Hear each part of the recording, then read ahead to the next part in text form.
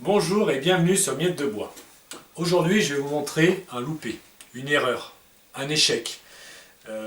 Donc j'ai voulu faire un cadre autour de ce miroir ovale, mais comme j'aime bien faire les choses un peu originales et j'aime pas faire simple, je voulais sur ce morceau de bois faire des lamelles comme ça, et avec ces lamelles je voulais les cintrer autour du miroir.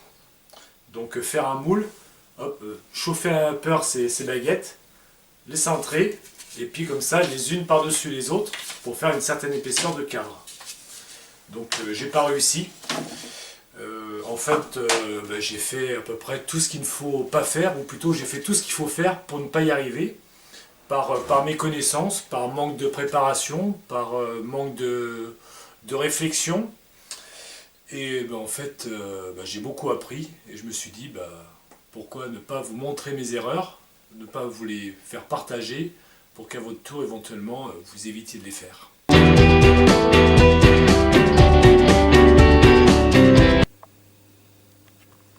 Voilà, là je viens de mettre mes taquets de bois dans ce tuyau. Donc j'ai mis de l'eau chaude, je ne sais pas si vous pouvez voir, ça fume.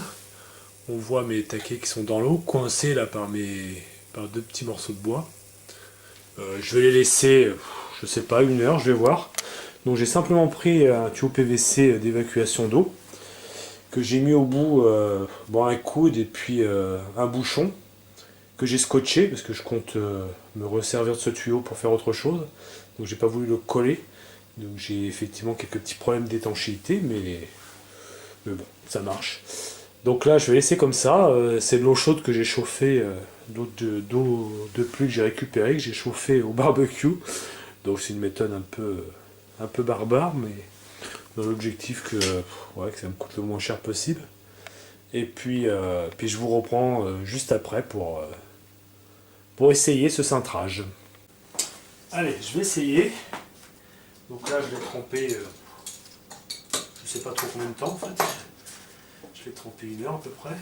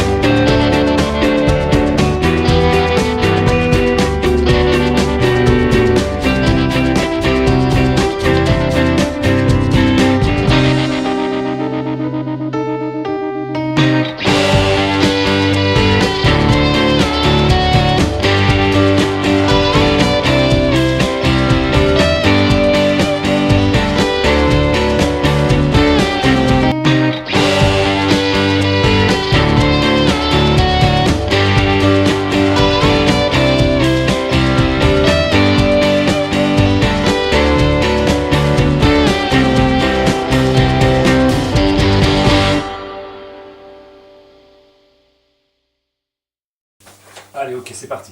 Donc j'ai pris soin d'enrouler mon moule d'un scotch au blanc pour limiter l'adhérence de la colle. J'ai pris des gants parce que je pense que je vais mettre de la colle de partout. Je ne sais pas trop comment faire, mais bon, je vais essayer. Et puis c'est parti. Allez, je vous propose de suivre l'assemblage en musique.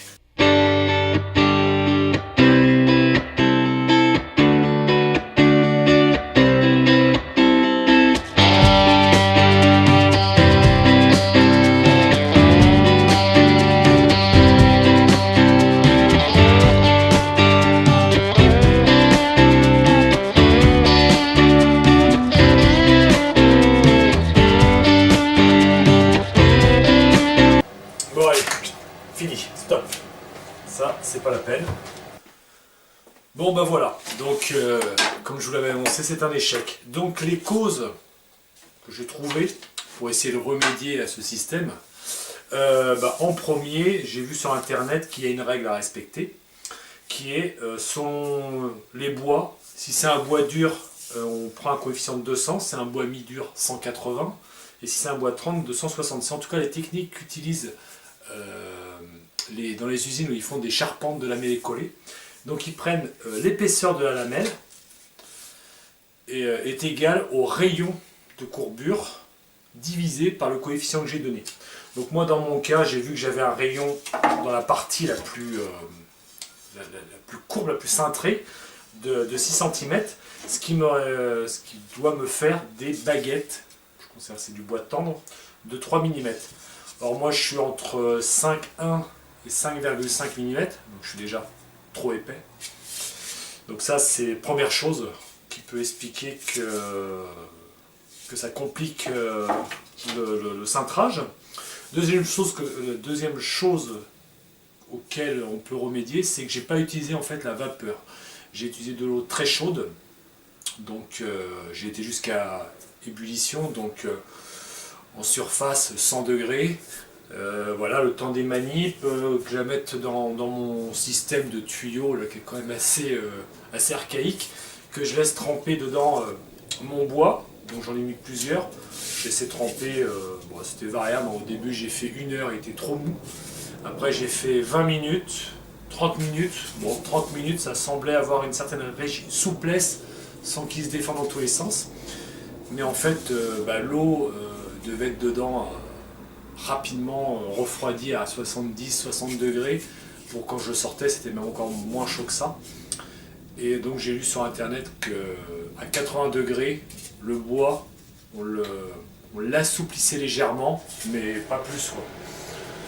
Donc en fait, j'ai fait que de le tremper, de gonfler les fibres, qui, quand je le cintrais, avaient plutôt tendance à s'effilocher, en fait, à me donner une surface qui n'était pas nickel. Et puis dès que ça refroidissait, ces fibres se redressaient et j'avais plein d'amorces de cassures. Je pense que pour cintrer du bois, il faut pas faire comme j'ai fait en tirant dessus. Et dans ces cas-là, je fais que d'étirer la surface extérieure de mon cintrage du bois. Très peu, je viens rétracter l'intérieur. Il faudrait plutôt mettre une plaque à l'extérieur, aller sur un guide et puis venir avec la plaque appuyer. Comme ça, on vient cintrer le bois en rétrécissant les fibres, en les mettant en contrainte et en les rétrécissant à l'intérieur et en les écartant à l'extérieur, qui fait que j'ai une homogénéité sur ma courbure. Et puis avec de la vapeur, avec une légère surpression de la vapeur à 140-160 degrés, je pénètre mieux dans les fibres du bois, je gonfle moins les fibres, mais je les attendris davantage. C'est en tout cas ce que j'ai lu sur internet, donc vraiment faire à la vapeur que le tremper dans l'eau chaude comme j'ai fait, donc ça c'était ma deuxième erreur. La qualité du bois, c'est du bois de charpente que j'ai pris, qui est plein de nœuds, où les fibres sont irrégulières, et puis d'épaisseur irrégulière et de forme irrégulière. Donc du coup, sur les nœuds j'ai des points durs, à des endroits il est très très souple. Donc voilà, il n'est pas facile à travailler. En plus, j'ai une courbure qui n'est pas constante. Donc pour un peu que je me trouve sur la partie la plus courbe où il y a un nœud, ça casse. Les fils, le fait qu'ils ne soient pas réguliers, le bois il a tendance, en voulant le cintrer, à se vriller par endroits, donc avoir des points durs. Donc là aussi c'est pas régulier. Donc il faudrait prendre des bois où les fibres sont les plus régulières possibles, droites, pour avoir un bois qui soit constant. En plus, la technique que j'ai utilisée, je l'ai fait avec mon guide, si circulaire, j'ai un écart sur l'épaisseur du bois, ce qui n'aide pas non plus à le rendre cintrable de façon homogène.